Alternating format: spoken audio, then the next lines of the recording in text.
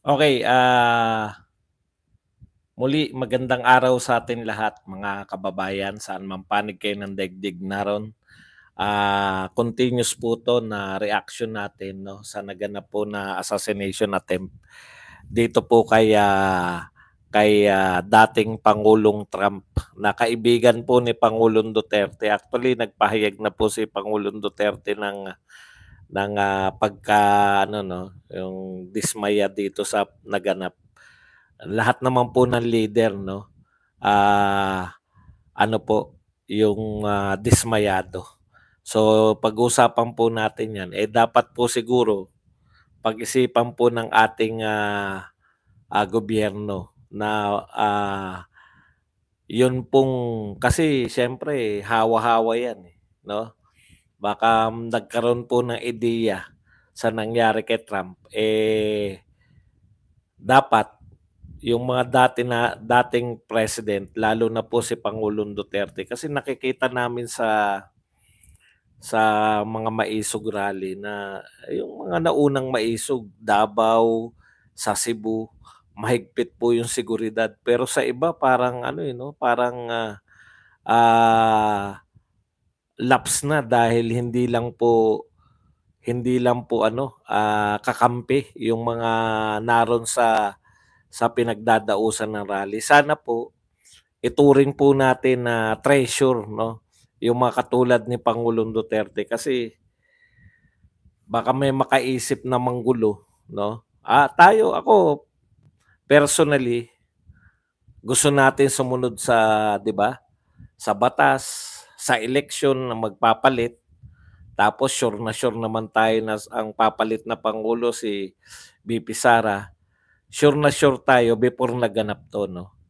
Kaya yan po mga pag-uusapan natin ngayong madaling araw. Okay, simulan na natin. Alam nyo kanina, marami usap-usapan po ngayon sa ano sa United States kung ito po bang assassin ay ay ano po solo solo lang. Kumbaga trip niya lang or ito ay isang komplikadong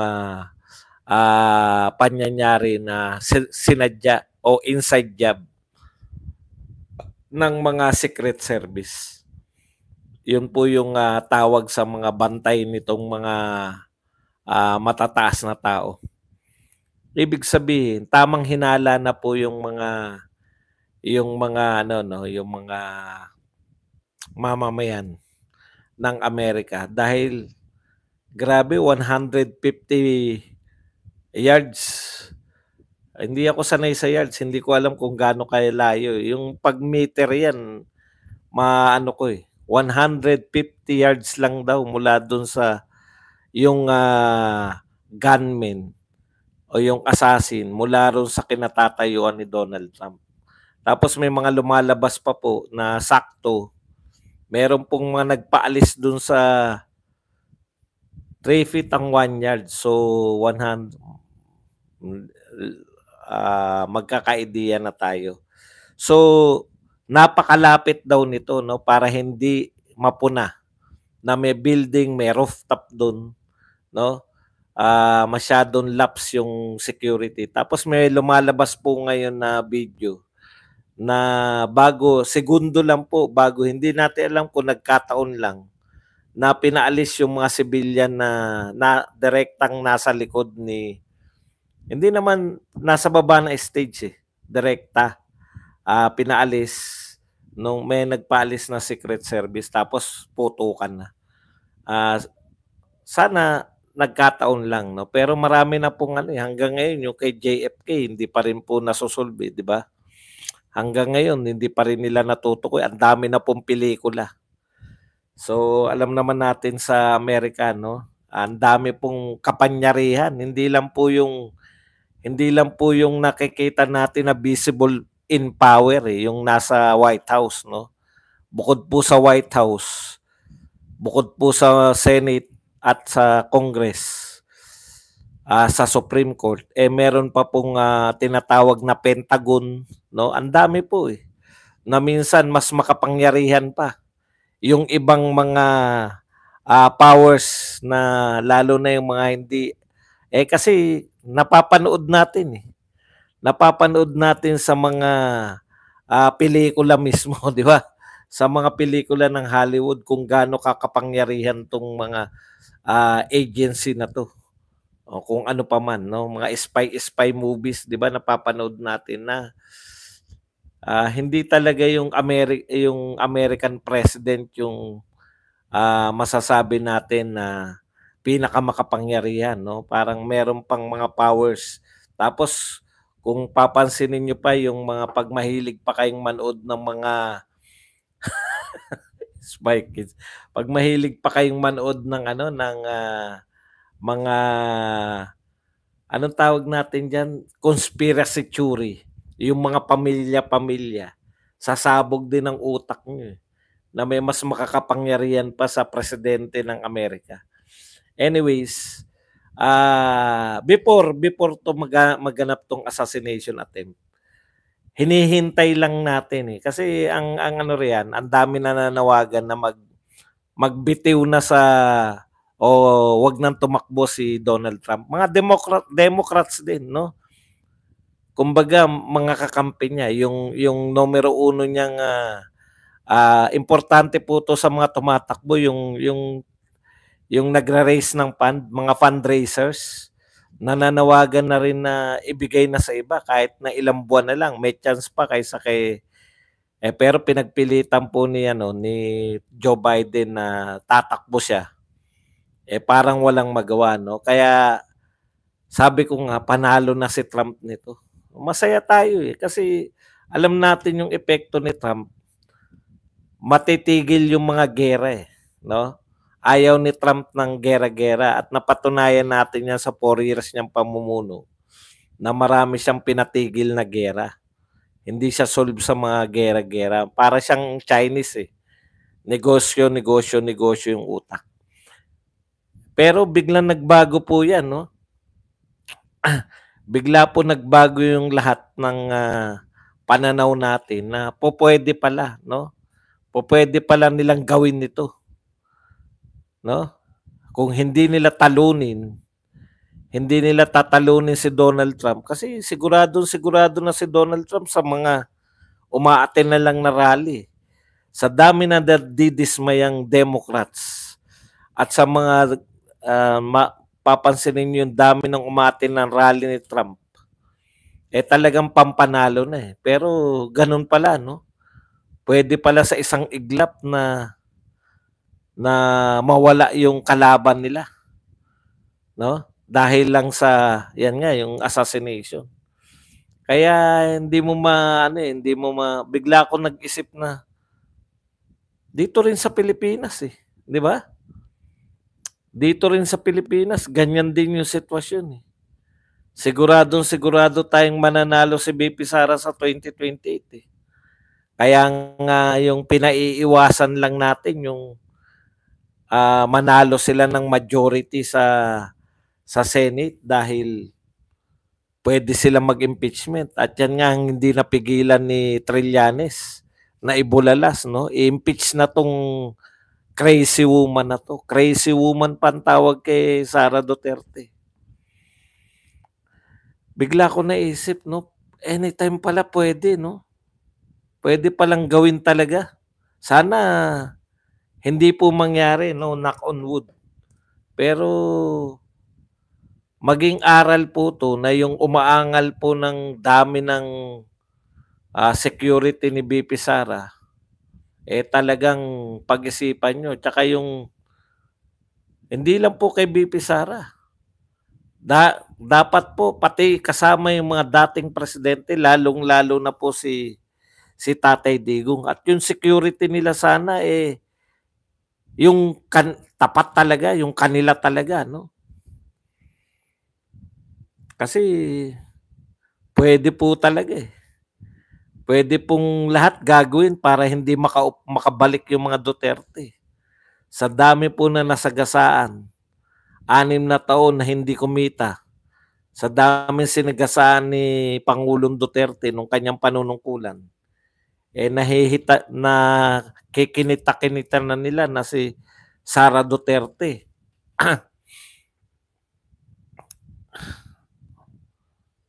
Ano, kung hindi man kapantay ng tatay niya, sa mas malala pa o mas matindi pa ang sasapitin ng mga kalaban ng pamahalaan, no? Under Sara Duterte. Kaya dapat, kasi isisisi namin yan, Mr. President, pag may nangyari po sa mag-ama. Alam namin kung kanino namin isisisi yan. Meron na tayong halimbawa kay Donald Trump, hindi na pwedeng pagsawalang bahala. Kasi di ba yung kay Tatay Digong na ano ba rally yun na halos yun yung kinakatwiran, yung wala kaming pulis na wala kaming pulis na magbabantay kaya hindi po pwedeng sa Bulacan ba yun sinasabs? Putya, maling-mali yun kahit saan po pupunta. Ano ba yun? Bit may nagmumura?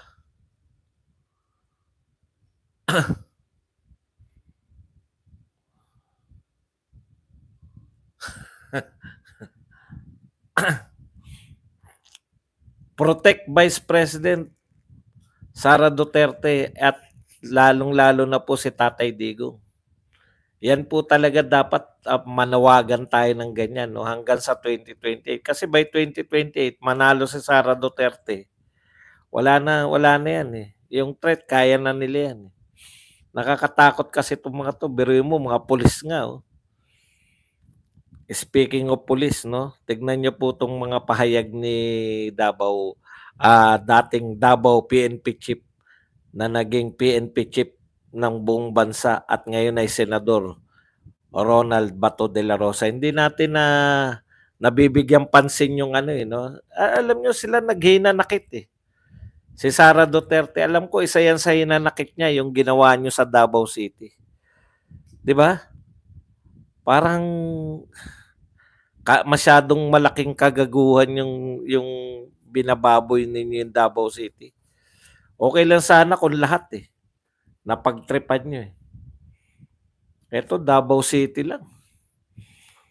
Ayon po kay Senator Ronald Bato de la Rosa, sinusunod ng Davao City Police ang community policing doctrine na the police is the community is the police.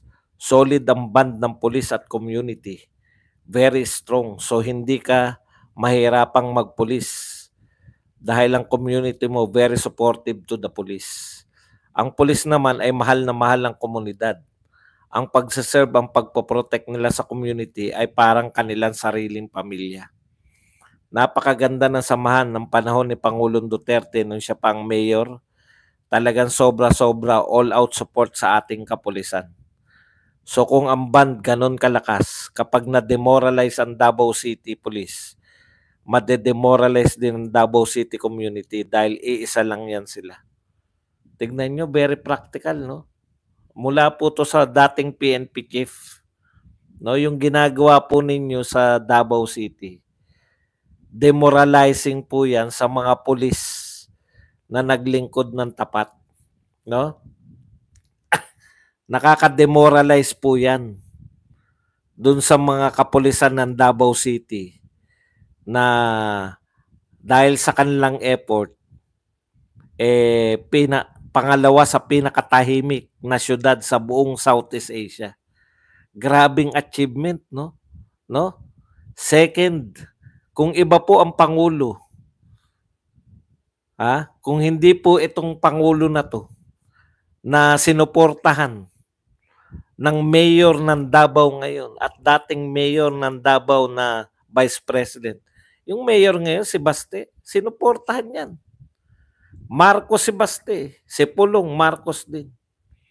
Miski yung tinutugis nila na sabi nga ng mga taga-SMNI, tanging SMNI lang ang pumapansin na network kay BBM dahil lahat ng media noon anti-BBM, anti-Marcos. No? Facts yan Pag kayo po hindi kayo marunong tumanaw ng kasaysayan. Pag hindi kayo natuto sa kasaysayan, wala. Yung gusto nyong ka-unit team, yung Makabayan Black.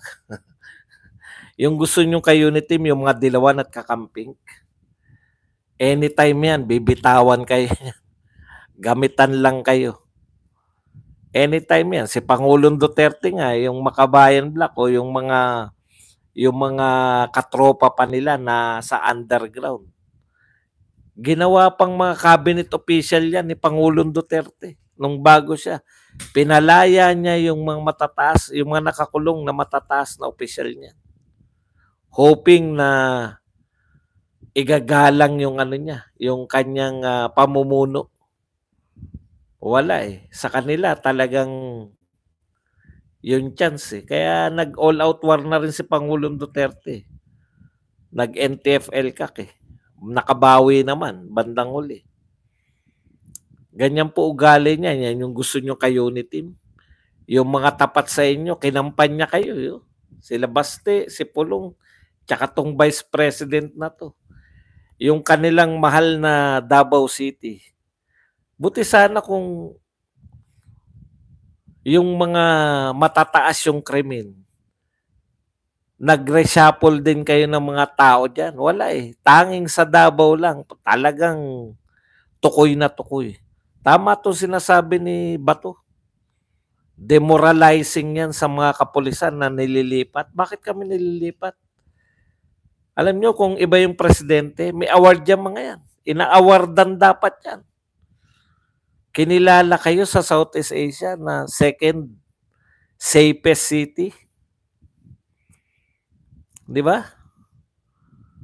Bibihira.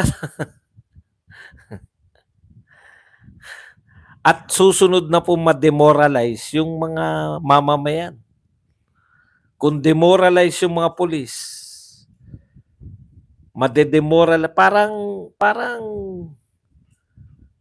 ang unang demoralization yan, kasi yung unang tanggalan, yung nagpatupad sila ng war on drugs sa Davao City.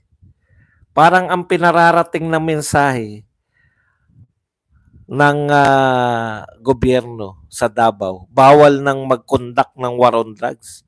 Bawal nang lumaban sa droga, di ba? Wala naman nakasuhan dun sa kumbaga hanggang ngayon naman wala namang kaso yung mga yung legit naman yata, di ba? Kung wala pang kaso, ipinagpapalagay na normal yung ginawa ng mga Davao Police doon sa mga operasyon nila, normal operation. Anong connection ba pinagsasabi mo? Sige, linaw mo yung tanong mo para maunawaan ko anong connection. Linawin niyo yung tanong niyo, dami ko nang sinabi. Anong connection ni Donald Trump sa Davao? So kung ang band ganun kalakas kapag na-demoralize, hindi nyo naunawaan yun. Hindi nyo nauunawaan, no, yung demoralization ng mga tao. Yung mga taga Davao. Demoralize yung mga taga Davao. Hindi naman ako magpapagulo. Demoralize yung mga taga Davao sa ginagawa ninyo. Ay, hindi nyo napupuna.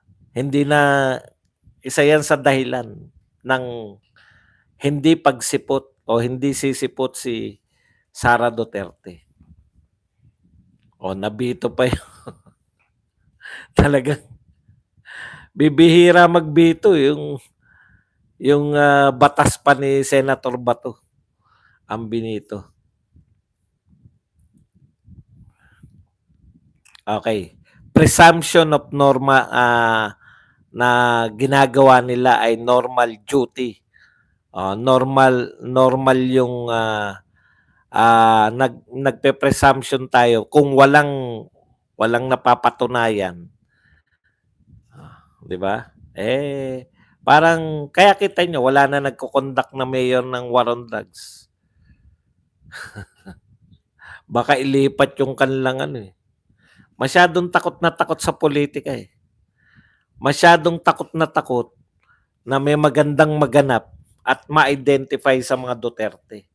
Kasi pag nagtagumpay si Baste sa panibagong war on drugs sa siyudad ng Davao, sikat na naman yung pangalan Duterte at sikat na naman yung war on drugs. Actually, kanina pinanood kong pilit sa kawalan na mapapanood yung ginagawa nilang investigasyon. Alam nyo, tinitwist-twist lang nila yung mga kapulisan, wala naman silang makuha eh. Mga definition lang yung ng tokhang, definition lang ng double barrel. Parang gustong palabasin ng mga na hindi nila alam yung definition. Operation naman sila mga pulis. Hindi ko pag pinanunood nyo, no, parang pilit na lang na may nilalabag silang batas eh. Kung panonoorin nyo po yung mga investigasyon. Kanina tinignan ko, ano ba talaga iniimbestigahan nila dito? So iniimbestigahan nila yung alam mo yun, yung dapat kasi ang question diyan, matagumpay ba yung war on drugs ninyo? Tumahimik ba ron sa lugar na pinagdausan nyo ng tokhang? Gaano ng krimen ang nawala doon sa pinagdausan, yung katok at pinagbabago yung mga adik. Parang palalabasin nyo na masama ba yung tokhang? Hindi nyo kayang palabasin yun. Dahil naramdaman ng mga tao yun. Okay, punta po tayo dito sa iba pa. Yung mga nakakaligtaan lang natin. Mamaya po mas gusto kong magtanong kayo. Parang may bago sasabihin, mas maganda magtanong kayo. Ito po si Carpio. Dalawa po yung pinahayag niya ngayon. No? Ito, basahin natin. Nakaligtaan natin itong talakayin. Aminin na natin na niloko tayo dahil sinabi raw ni Pangulong Duterte. Niloko daw tayo ni Pangulong Duterte. Tignan nyo Aminin natin na niloko tayo dahil sinabi niya magje-jet ski ako papuntang Scarborough Shoal. Pagdating doon, hamunin ko yung Chinese guard doon, barilan tayo. Ngayon, nung naging presidente siya, sabi niya, loko-loko kayo, stupid kayo pag naniwala kayo sa akin, hindi nga ako marunong lumangoy. Kasi, alam na ng buong Pilipinas na joke niya yun. Ngayon, yan yung sasabihin mo, Carpio, para siraan mo si Duterte dahil ngayon ay supposedly tagumpay yung mo, 'di ba? Ikaw yung nagyakag sa gobyerno na magdemanda, gumastos tayo ng bilyon eh. Dahil sa demanda mo eh. Gusto mo ipakita na tagumpay? Pero si Duterte ang gusto mong bumawi. Ikaw na rin na nagsabi. Ipagtanggol natin ngayon ng West Philippine Sea. Sinabi niya, hindi ko lang makita kung saan. Pero natandaan ko yun. Sabi ni Carpio, ngayon, yung panahon na, kasi sineselebrate natin, 8 taon na raw yung ruling. Sabi niya, ipagtanggol natin ng West Philippine Sea. Kasi pag nawala yan, nakuha yan ng China, hindi na natin mababawi yan dahil meron silang mga nuclear weapon. O, tama. Applicable sa iyo yan. Yung ginawa ninyo, pinamigay ninyo yung mga teritoryo, hindi nyo pinagtanggol nung panahon nyo. Anong ginawa nyo? Nagdemanda kayo. Ang teritoryo po, hindi yan nakukuha sa demanda. Ang teritoryo po, pinagtatanggol. Naniwala sa Amerika tong mga to. Panahon ni Pinoy, naniwala sila sa Amerika na umatras kayo, paatrasin din namin yung China. So tayo lang yung umatras, yung China hindi umatras. Yun yung panahon na nagtayo sila ng mga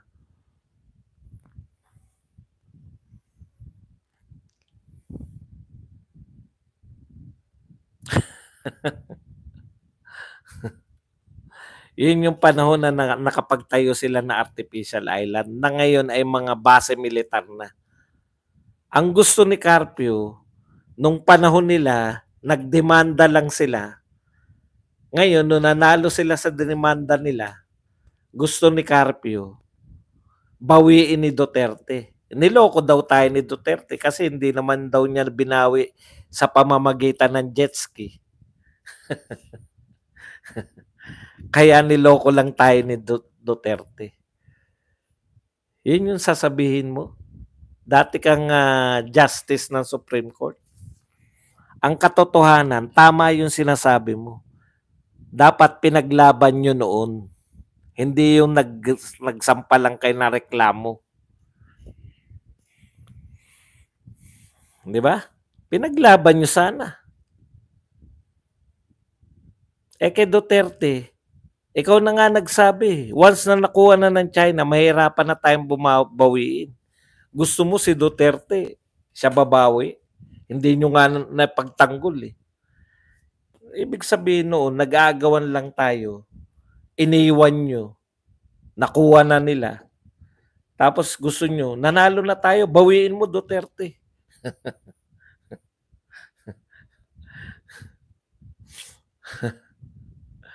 Okay. Kaya maling-mali itong mga banat nito ni Carpio ngayon. Tama lang siya sa sinasabi niya na ipagtanggol natin West Philippine Sea. Kasi pag nakuha ng China, hindi na natin mababawi. Kasi sa experience yan ng panahon ni Pinoy, eto ngayon ang tanong. Ayaw nyo lang aminin na tama si Duterte ng diskarte. Ayaw nyong aminin, no? Na sa panahon ni Duterte, hindi tayo naagawan ng teritoryo dahil sa panahon ni Duterte, nakipagkaibigan tayo sa China. Kasi siyempre magandang ano yan ng China eh. Magandang propaganda ng China yan. Pag nakipagkaibigan kayo sa amin, good tayo. Uunlad yung Pilipinas, susuportahan namin kayo ng mga infrastructure, etc. etc. Bibili namin ang inyong mga durian. Makipagmatigasan kayo, putya. Maghanap kami ng iba mabibilan na saging at durian.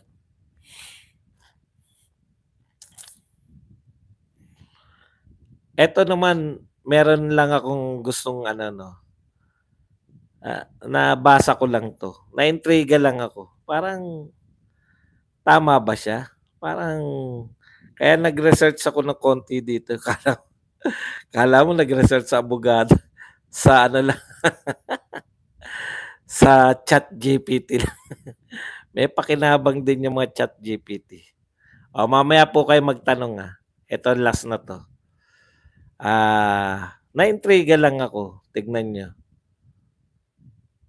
Yung sabi nung nagkukonsulta. Kinukonsulta niya eh. Hindi ko alam kung saan niya kinonsulta. Meron lang nag-post nito. Ito yung sitwasyon. Ito. Mga mamshi, pwede ko ba kasuhan ng kapatid ko na di tumutupad sa pangako? Ayan, ang ganda, no? Ang ganda ng niya. Ewan ko kung narinig niyo na to. Linggo naman ngayon, maiba lang. Mga mamshi, pwede ko bang kasuhan ng kapatid ko na di tumutupad sa pangako? Nagsabi siya dati na papag-aralin niya anak ko ng college pero ngayon binawi niya. OFW kasi siya at may pera naman. Kami hirap na hirap sa buhay. Okay pa rin, no? Ganda pa rin ang kaya ang saya namin nung nangako siya na papaaralin niya panganay ko sa college. O, kapit kayo Kaso, nag-away kami last year. Tapos nung pinaalala ko na ang pag-aaral ng anak ko next year kasi magka-college na, aba, di na ako sinisin. Nung tinawagan ko, nagdahilan na kesyo mahirap na daw ang pera ngayon. May laban ba ako dito? Ang bigat no? Ang bigat ng problema niya, no? Yan yung problema yung masyadong mabigat yung kanyang suliranin. Okay. Sabi niya, pwede niya bang kasuhan yung kapatid niya? Parang kasi pinangakuan, OFW may pera, pinangakuan. Dalawa po 'yan, eh, 'no? Marami po nag-iisip na lahat ng OFW may pera.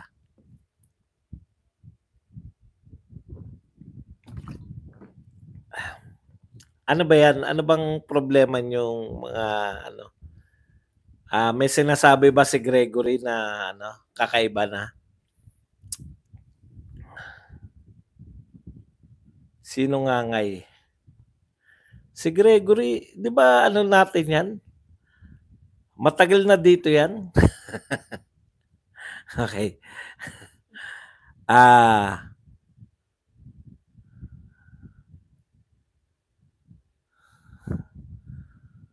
eto po,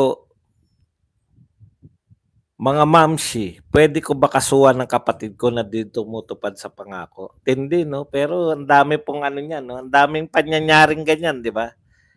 Na parang naobligasyon na lalo na kung dalaga yung mga nag-abroad. Tapos 'yan, marami akong naririnig na ganyan, dalaga siya, pinag-aaral niya yung pamangkin niya, biglang nagkaasawa.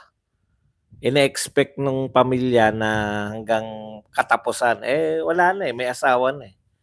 'Yun yung mga problema po ng, mahirap sagutin.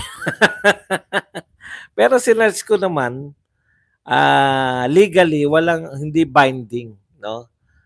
Meron lang 'yan 'pag may kasulatan kayo, kasi may contract na, eh. Pero morally morally lang, may moral lang siyang dapat. Eh, ang problema ate inaway mo yung kapatid mo, 'di ba? Bakit mo aawayin tapos yun yung sa'kin, eh, 'no, bakit mo siya aawayin tapos ine-expect mo pa rin na hindi ba dinamay mo yung anak mo sa pang-aaway mo sa kanya, yun lang naman. O kaya tama isumpa mo na lang siya, wag mo na siyang tawagin. Hindi kasi nag-away sila, eh, yun yung problema dun, eh. Maal Jose, Gregory.